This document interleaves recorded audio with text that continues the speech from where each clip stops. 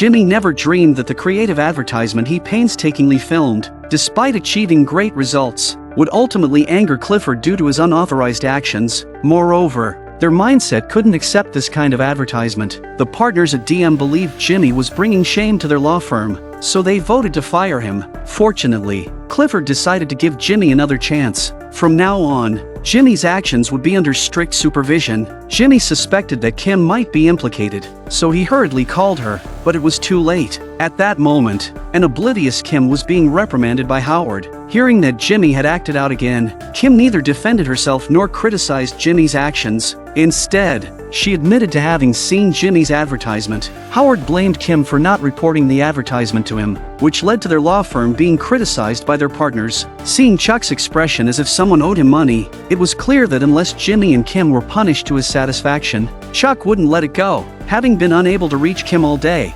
Jimmy hurried to HHM to apologize to her, only to find her office empty. After inquiring with the cleaning staff, he learned that Howard had demoted Kim to the bottom tier. Reviewing documents, Jimmy admitted that he didn't inform Kim because he thought Clifford would accept his proposal after seeing the advertisement's results. Feeling he had implicated Kim, he wanted to confront Howard, but Kim had already warned him not to do so. As she had vouched for Jimmy at DM, Kim willingly accepted Howard's punishment. Jimmy still wanted to confront Howard, but Kim stopped him. No! I'm not asking you, I'm telling you. If you go to Howard, you and I, we're done.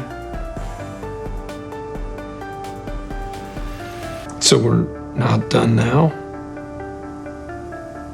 I need this job.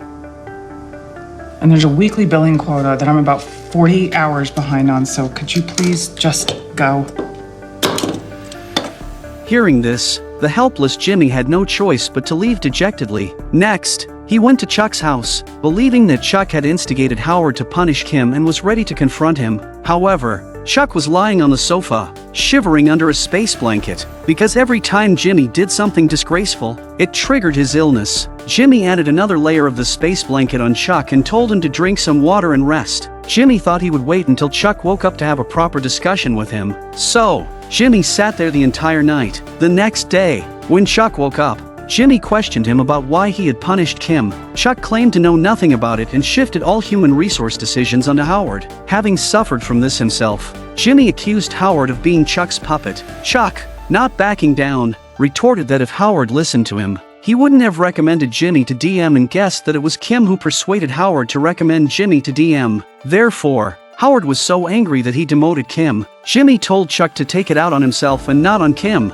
Chuck mocked Jimmy for overestimating his importance, saying Kim was paying for her own mistakes because she hadn't considered her firm's interests and didn't stop Jimmy from independently airing the advertisement. Hearing this, Jimmy revealed to Chuck what Kim hadn't confessed. Kim was innocent. She didn't know I aired the advertisement without Clifford's permission. Chuck stated that Kim did not defend herself by claiming ignorance. Jimmy explained that it was because Kim didn't want him to be embarrassed. Chuck believed that Kim's trust in Jimmy was her biggest mistake. Hearing this, Jimmy lashed out at Chuck, feeling he hadn't committed any serious wrongdoing. It was just an advertisement, and it only aired once. Jimmy reiterated that the advertisement's results were excellent. Hearing this made Chuck furious. He pointed out that Jimmy's biggest problem was focusing solely on the outcome's quality, not caring about the correctness of the process. He believed Jimmy had broken the rules and turned Kim into an accomplice. Seizing on Jimmy's mistake, Chuck took the moral high ground and harshly lectured Jimmy. He was also surprised that Clifford hadn't fired Jimmy. Their previous fallout was because Chuck didn't want Jimmy to be a lawyer. Jimmy negotiated with Chuck, saying he could give up being a lawyer, but he demanded Chuck revoke Kim's punishment. Obviously, Chuck wasn't swayed by Jimmy's line of thinking. You help Kim, I quit the law. Is that a deal? I didn't say that. No, you didn't say it, but that's what you want, right? Because if I were impeding the career of one of my employees for the purpose of compelling you to do something against your will, that would be extortion. Yeah, it would. So, you gonna extort me, Chuck? You get her back in her office, out of doc review, everything back to normal, and I quit the law for good. No more Jimmy McGill Esquire, poof, like he never even existed. You want me to commit a felony? Come on down, Chuck, roll around in the dirt with me. All your dreams will come true. Go on, do it. Go on. I am not the bad guy here. Chuck stated that if Jimmy wanted to destroy his career, it would be easy and wouldn't require his intervention. Jimmy just needed to make a few more mistakes. He also kindly reminded Jimmy that he was going to be late for work if he didn't leave soon. After arguing for half a day, Jimmy didn't get the result he wanted and instead received a severe scolding from his brother. Do you think Chuck was right this time? What happens when you cross a mob boss? Although Mike was beaten to a pulp, he successfully got Tuco sent to prison, earning a handsome reward. He also managed to help Stacy move to a higher-end community, fulfilling her wish. However, what Mike never expected was that he would attract the attention of Tuco's uncle, Hector Salamanca. Hector found Mike at a restaurant and engaged him in a very polite conversation. Hector scolded his nephew Tuco for being immature and disrespectful to the elderly. He admitted that Tuco, with his violent temper, deserved to go to jail to learn a lesson, but an 8-year sentence was unnecessary. Hector asked Mike to go to the police and change his testimony, admitting that the gun was Mike's and that Tuco only got fingerprints on it by taking it from his pocket. Mike responded that this would get him charged with illegal possession of a firearm. However, Hector bluntly pointed out that since Mike was a former cop, the authorities wouldn't trouble him. Clearly, Hector had come prepared, having thoroughly investigated Mike's background. Hector promised to make Tuco apologize to Mike and offered Mike $5,000 as a reward afterward.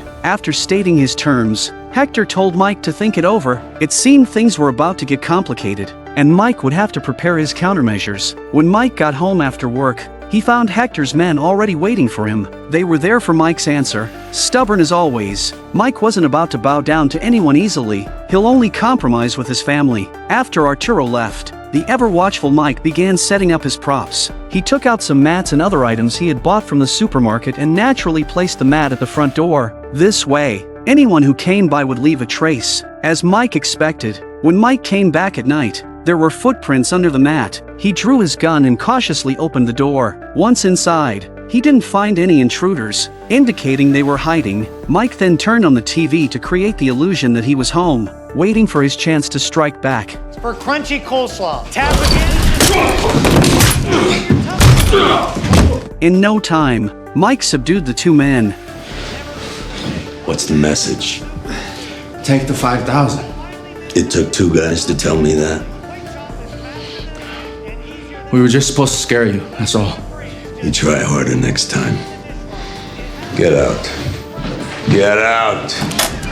After driving them away, Mike washed the blood off his hands. He also showed a normal person's reaction. His hands were uncontrollably shaking. This was a threat from the Salamanca family, foreshadowing even greater trouble for Mike. Sure enough, it wasn't long before, while Mike was playing with Kaylee by the pool, he spotted two men on a distant rooftop with hostile intentions. They were Tuco's cousins. The cousins, and Marco gestured as if shooting at Mike and his granddaughter. Mike gritted his teeth in anger. He hadn't expected them to threaten his family so quickly. It was clear he couldn't avoid this problem any longer. He would have to confront it head-on. He went to Hector's base of operations, the ice cream shop. Nacho pretended not to know Mike and frisked him. After confirming there were no listening devices, Nacho reported that Mike was carrying a gun because it was on his own turf. Hector indicated there was no need to confiscate Mike's gun. Also present were the cousins and Arturo, who was brutally beaten up by Mike. This time, Hector commanded Mike to go to the prosecutor's office the next day and change his testimony, but Mike demanded $50,000. Hector declared there would be no payment, and if Mike didn't comply,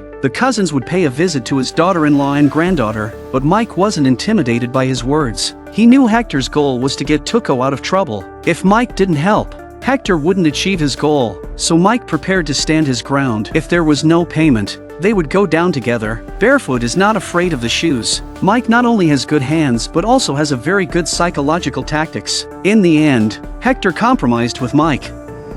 50,000. And the gun is yours. In the evening, Nacho came over to deliver money to Mike. Nacho's goal was to warn Mike to keep their secret. Mike feigned ignorance, acting as if he didn't know what Nacho was talking about, and returned the previous $25,000 to Nacho. Nacho was puzzled as to why Mike did this. Mike explained that since he couldn't help Nacho solve his problem, he should return Nacho's money in full. This was Mike's code of conduct. It was this principle that made Mike the most reliable character in the show. Meanwhile, a guilt-ridden Jimmy came up with another bad idea to help Kim. He suggested that Kim sue HHM to defend her rights. Clearly, Kim wouldn't do that. Even if she won, no law firm would be willing to hire her afterward. Hearing this, Jimmy reluctantly said he would quit DM, believing that's what Chuck wanted, so Kim wouldn't continue to be punished. However, Kim's rebuttal left Jimmy speechless. I dig myself out of this hole. You do your job, Jimmy. And don't insult my intelligence by saying you are doing any of this for me. You don't save me.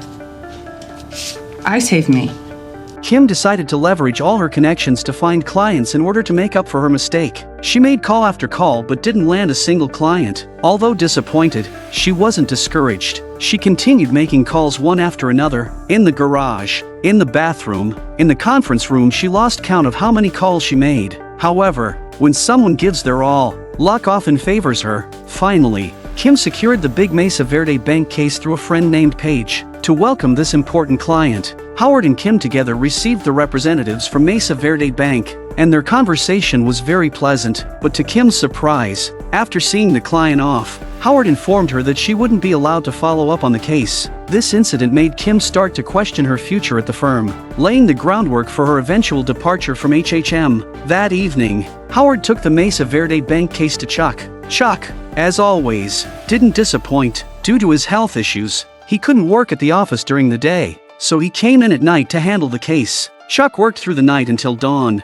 The light-shy Chuck was suddenly hit by a burst of light. Following the source, he found that it was Kim who had turned on the lamp. Seeing it was Chuck, Kim quickly turned off the lights. Chuck thought Kim had come to work early, unaware that she had been working late and hadn't rested. Chuck asked Kim to make 2 cups of coffee and have a chat. Naturally, the conversation drifted to Jimmy. Chuck talked about their father. Their father was a genuinely good man who ran a convenience store. In his worldview, there was no evil. Jimmy grew up in that store, alongside their father. Despite their father's hard work, the business eventually failed and went bankrupt. When Chuck returned after finishing his studies to help with the accounts, he found over $10,000 missing. Chuck saw Jimmy taking money from the cash box and concluded that Jimmy had stolen the money, but his father didn't believe that Jimmy had done it. Half a year later, their father passed away, and Jimmy cried his heart out. Chuck believed that Jimmy was mainly responsible for this, but he didn't know that much of the money had been given away by their father.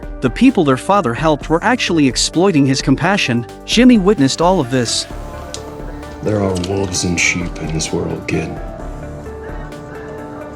Wolves and sheep. Figure out which one you're gonna be. This had a profound impact on Jimmy's worldview, making him determined not to become like his father, who was easily taken advantage of by others. Chuck admitted that Jimmy was inherently good-hearted, but his biggest flaw was his lack of self-control. After causing trouble, Jimmy always left others to clean up his mess. Chuck's actions were truly infuriating. He had the audacity to badmouth his brother in front of his brother's girlfriend. In the end, Chuck didn't miss the opportunity to gain favor by saying he would plead Kim's case to Howard. If you were Kim, what would you want to say to Chuck?